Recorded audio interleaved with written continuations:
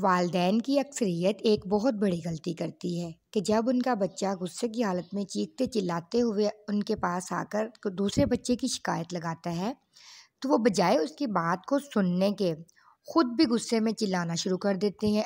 अगर चिल्लाए ना तो उसको समझाने लगते हैं, जबकि बच्चा तो उस टाइम समझने की कंडीशन में ही नहीं होता, क्योंकि गुस्से की एक ख़ास केमिस्ट्री है कि जब भी आएगा तूफान की तरह आएगा और फिर आहिस्ता आहिस्ता ही बैठेगा। इसलिए जब बच्चा आकर आपको चिल्लाते हुए बता रहा हो अपनी बात और आपको मालूम भी हो कि हो सकता है ये सच्चा नहीं है या ये सच्चा भी है, दोनों सूरतों में भी वक्ती तौर पे आपको उसकी बात को तहम्मुल से सुनना ही पड़ेगा। अगर आप उसकी बात नहीं सुनेंगी तो एक तो उसको पिछली बात की एग्रेशन होगी और दूसरा उसके जहन में ये बात बैठ जाएगी कि मेरी बात नहीं सुनी जाती। आपने नोट किया होगा कि अक्सर बच्चे ये बात वालिदैन से शिकायत करते दिखाई देते हैं कि मेरी तो बात ही नहीं सुनती मम्मा, बाबा आप नहीं मेरी बात सुनते, कोई मेरी बात सुनता नहीं है। मुझे पता था आपने दूसरे की बात को ही अहमियत देनी है। ये वो जुमले हैं जो हमारी ही कोताहियों की वजह से बच्चों की ज़ुबानों पर चढ़ते हैं। जब बच्चा आपके पास कोई शिकायत लेकर आता है तो तहम्मुल से सुनिए।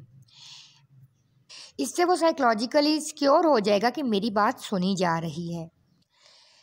फिर आगे से मुस्कुराते रहिए। बात सुनने के दौरान उसकी पीठ पे हाथ से सहलाते रहिए, यानी कि उसको आपके पास आकर सिक्योरिटी का एहसास हो। जो एहसास तहफ़्फ़ुज़ पैदा होगा वो गुस्से को काफ़ी हद तक कम कर देगा।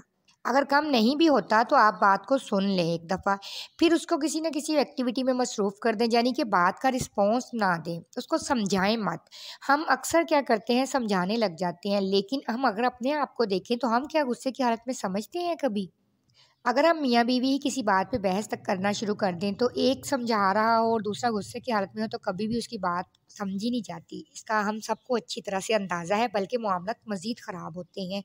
यही कंडीशन बच्चे के साथ भी होती है। जब आप उसकी बात सुनने के बाद उसको पानी का ग्लास दे दें या उसके किसी न किसी और एक्टिविटी में उसको इन्वॉल्व कर दें, तो फिर आहिस्ता-आहिस्ता उसका गुस्सा खुद ब खुद रिलीज़ हो जाएगा। वैसे भी गुस्से की केमिस्ट्री यही है कि ये 5 से 10 मिनट के अंदर खुद ब खुद कोई ना कोई और शक्ल इख्तियार कर लेता है। लेकिन जब हम बहस-ओ-तकरार में पड़ जाते हैं, तो फिर बजाय गुस्सा ख़त्म होने के बच्चा उसी बात को सोचता है, उसका दिमाग उसी पे फ़ोकस्ड रहता है।